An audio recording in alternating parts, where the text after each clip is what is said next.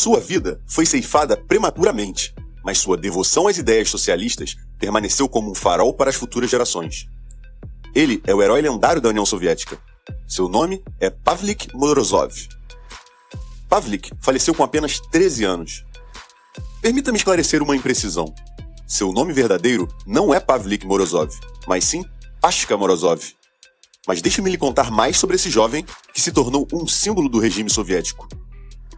Na história oficial, dada pela União Soviética, Pavlik ousou desafiar seu pai e avô, que insistiam em esconder trigo precioso em vez de entregá-lo ao Estado. A ousadia do jovem herói ocorreu justamente em um momento crucial para a União Soviética, quando o suprimento do grão era de importância vital para a sobrevivência do regime socialista. Diante de tal atitude, a trajetória de Pavlik se tornou um símbolo de resistência e lealdade aos ideais soviéticos. Espera, o suposto trigo escondido pelo pai de Pavlik era, na verdade, uma coleção de documentos subversivos que desafiavam o regime soviético.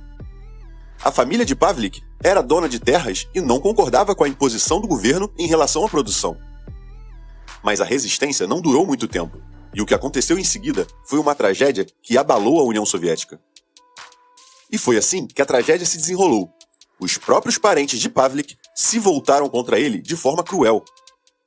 Em um ato brutal, seu avô e primo executaram um plano sanguinário para se vingar do jovem ativista. A cena do crime foi uma floresta próxima à sua aldeia, onde a criança foi esfaqueada até a morte. Mas só uma pergunta de antemão. Não acha questionável essa versão oficial? Será mesmo a própria família a culpada?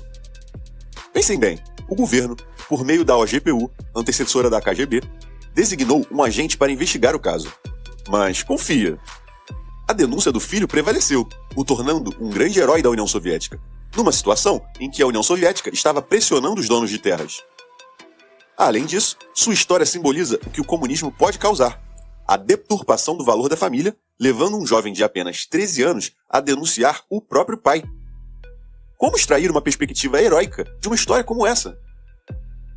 Lembrando, o que o Estado faz com a civilidade? Ele a corrompe, a desvirtua, a esmaga sob seus pés implacáveis. A União Soviética não é exceção, mas sim um exemplo infeliz do poder desmedido e de sua capacidade de destruir tudo o que é humano. Com todo o seu poder, a União Soviética decidiu coletivizar as terras agrícolas, tirando do dono da terra todo o seu poder e transferindo-o para o Estado. E não importava o quão duro o dono da terra trabalhou ou como adquiriu as suas terras, o Estado se tornava o senhor supremo da terra.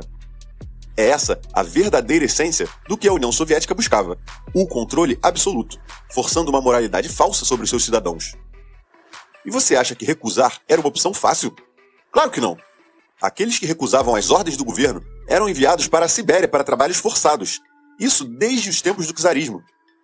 Então, meu caro, não se engane com as falsas promessas dos estados, pois a ganância e a sede de poder sempre prevalecerão. Não existe bem comum em coletivizar a produção. Até por não haver escolha, é preciso entregar suas terras ao Estado ou arriscar a própria vida. Mas a história continuou sendo contada desta maneira.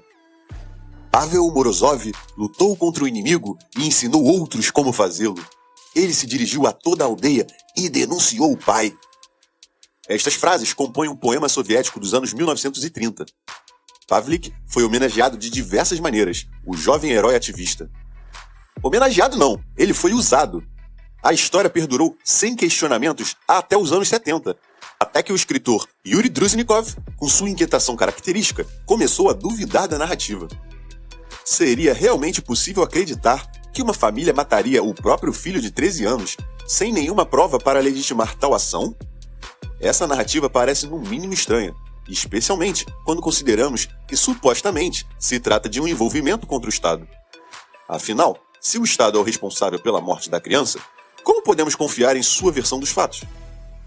Ao expor suas dúvidas publicamente, Yuri Druzhnikov foi abordado pelos agentes da KGB, que tentaram persuadi-lo a deixar a questão de lado. Mas essa abordagem apenas reforçou sua curiosidade e desencadeou uma busca pela verdade.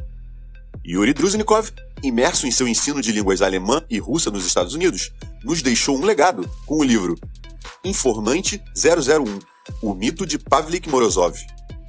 Em sua obra, ele revela a história de Spiridon Kartashov, agente da OGPU, incumbido de coletivizar as terras dos camponeses e destruir quem se opunha. Enviado para os gulags e a fome, milhões de pessoas foram vítimas dessa violência brutal. E assim, dentro do contexto soviético, nos deparamos com a fábula de Pavlik, uma fábula que usava uma criança como exemplo do qual o governo precisava. Mas as palavras de Druzhnikov ecoam a verdadeira história e a urgência de questionar essa narrativa oficial.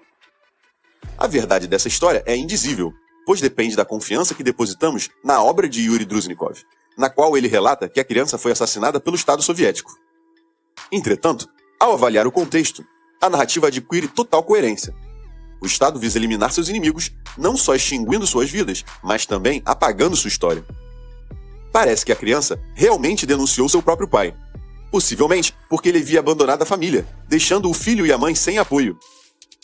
Em um ato desesperado, a mãe pediu que o filho denunciasse a ilegalidade das negociações de terras do pai. Ah, ilegalidade pelos olhares do Estado, pois que mal tem a livre negociação.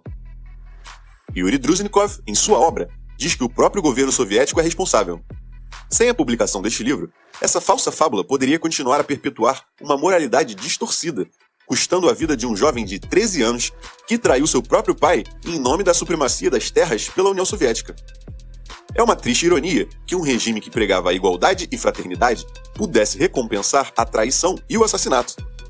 Que aquele que se autodenomina Salvador, o Estado, é o assassino que tirou a vida de uma criança de 13 anos. O governo da União Soviética, com seus agentes, mandou matar uma criança de 13 anos e usou sua morte para propaganda do regime. Mais uma prova de que, vindo do Estado, não existe moralidade. Independente da fábula contada, o Estado é moralmente inferior. A vida de uma criança virou um jogo de propaganda, de terror, de divisão e conquista. O Estado não é seu amigo.